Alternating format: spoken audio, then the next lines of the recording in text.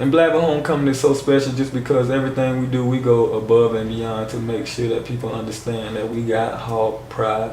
You know, we really, we draw so many people to what we do because they never seen a group of people be so in sync, they have so much love, a small group of people, you know what I'm saying? We got less than 2,000 people there, but it's so special just because every individual person is bringing their A game and in sync for this 1 week. You know, we may have our social problems in between time, but when homecoming come around, like, put that to the side and everybody, let's have one big celebration. And to see even 2,000 people, you know, come on one accord for 3 days, it's a beautiful thing. Best out my hood, no debating. Self-made for real, ain't no way that they gon' fade them. Transformation too real, I'm ready for my close-up. Volcano Pete, I'm about to blow up. Show enough. I really got it from the bottom. Started out with lint in my pockets. Even through my problems, stayed solid. Kept the hustle going, nowadays they celebrate my homecoming, hey. The making of Homecoming was inspired just by me wanting to leave a legacy.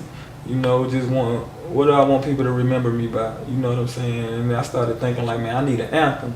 You know, just because I'ma always come back and try to grow where I'm from, you know, and bring my roots to a higher level. That's the plan. That's why I always holler Blava. I'm trying to pull us on the level. So the making a Homecoming, I want a celebration of my accomplishments, and I want a kind of anthem that can grow with me as my success and as my status grow.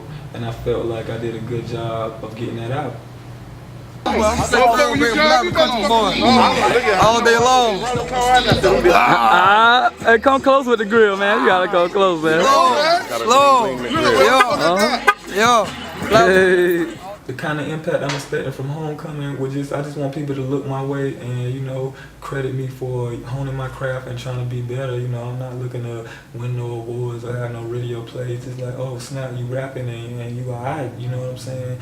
That's the kind of reaction that I expect from it at the most, for me, as far as my expectations, and just to, like I said, make something for my city. We got good activities going on, so this speed is bigger than me, it's bigger than Pete.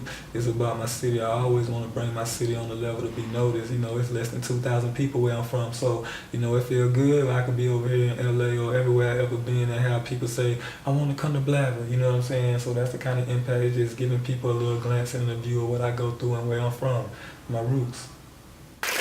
My wife had high blood pressure, runs in the family. When she had this water, her high blood pressure gone. We came all the way from Atlanta to get this water. So this is real. This is God's miracle.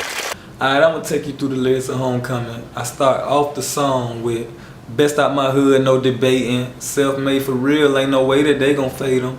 And you know, I just felt like for me, it just set the tone of the song of what I was trying to speak to, because I'm trying to establish myself as the man from my city with this rap, you know. So that automatically was the first thing that come out, because that's what I want people to know, whether they think I am or not. That's how I'm feeling, you know. And then just go through the hook, because I'm just going through so much, trying to have an anthem that speak to where I'm at as opposed to where I want to be as well. So it's like I really got it from the bottom. Started out with lint in my pockets, even through my problems stayed solid. Kept the hustle going, nowadays they celebrate my homecoming, hey. You know, and this ain't speak to, it ain't about having money, it's about going and accomplishing a mission and coming back home and, you know, saying it's time to eat, you know, and then hit them with Trav Corley, probably best to ever run the block, you know, because everybody around my way know what's up with Trav Corley, from the city to all over the state to even further than that, you know. Marcus Allen, I mean, you know, he done terrorized defenses for so long. His status speaks for himself. And I still think he's one of the best running backs to ever come through. So I'm just hitting him with not only facts, but people that's highly respected and their achievements. Because as I stated, Homecoming is not only about me, but it speaks to my town as well. So I'm just giving you the best from the streets to the sports. You know, I'm one of the best with the academics anyway, so I can speak for that as well. And then we're going to go to Coach Beasley. You know, Coach Beasley was my middle school football coach, you know, and I seen him as I became older. He went from just being an assistant middle school coach to the athletic director, to the athletic director and the principal. And I come back from the military, he the mayor, and he's still holding all his school titles. But to me, he was always preaching career progression, how to deal with people, and obviously you can't get to that level without being a good people person. So shout out to Coach Beasley for that, you know. And Rest in peace, my dog Smitty. You know, Smitty did a lot for me, took me on his wing, and I always had a place to hide out at Smitty house. And you know, his death was unfortunate, so shout out to the home high school. When I graduated in 06, was going to the Air Force after that. You know, when I say first stop England, I flew below the zone. If you're familiar with Air Force lingo, below the zone means that you ranked up earlier. I was actually the top 4% of my flight, so I earned my rank 6 months earlier. That's what I mean by that line. You know, bring it home at the end with a lot of people calling me. I dropped the song, and a lot of people calling me because I said, don't compare me with these locals. They sipping and tripping. You know, and a lot of people was taking it as a diss to Chaz with the Z. I'm just here to let everybody know that that is not a diss to Chaz with the Z. And it is directed towards him, but I'm just establishing myself as a different kind of artist from him. I'm not dissing him. I think he's a great artist. He's dope. He got his style and I got my style. And that was just simply a clever way to state that. However, you know, I won't take back what I said. You know, the resumes ain't long enough to compare neither of the two.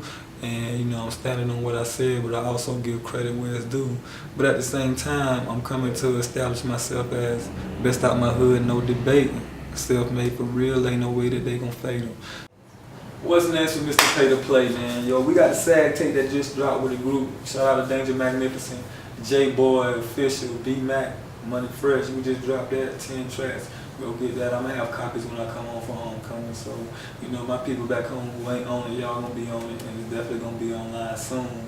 I got a couple of individual projects, well, an individual project that I'm putting together as far as like music and compilations, but definitely still working with the short films, trying to move my way onto features. So be looking out for that, short films, features, and just taking, you know, Blava, Sleepless Media Group and everything associated with me to the next level. You know, it's not only about superstardom, as I said, it's about leaving a legacy.